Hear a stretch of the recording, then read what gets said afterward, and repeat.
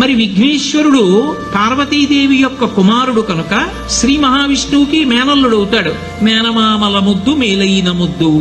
ఓసారి ఎందుకో వైకుంఠానికి తీసుకెళ్లాడు, మేనల్లుడు కదూ సంతోషంగా తీసుకెళ్లి అక్కడ సుదర్శన చక్రం పెట్టుకున్నాడు.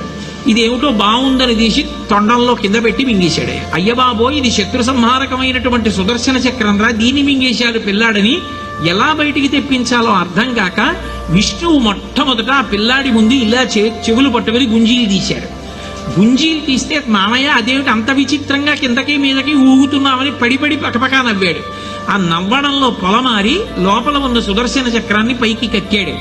పైకి కక్కడానికి విష్ణువుకి సాధనంగా ఆనాడు గుంజీలు తీశాడు కనుక ఎవరు గుంజీలు తీస్తారో వాళ్ళని చూసి సంతోషించి అనుగ్రహిస్తూ ఉంటాడు. ఇప్పటికీ మీరు పాండిచేరి వెడితే పాండిచేరి రోడ్డంతా కూడా గుంజీలు తీస్తూనే కనపడతారు మీకు. విఘ్నేశ్వరుడి యొక్క పూజ అంత తేలిక.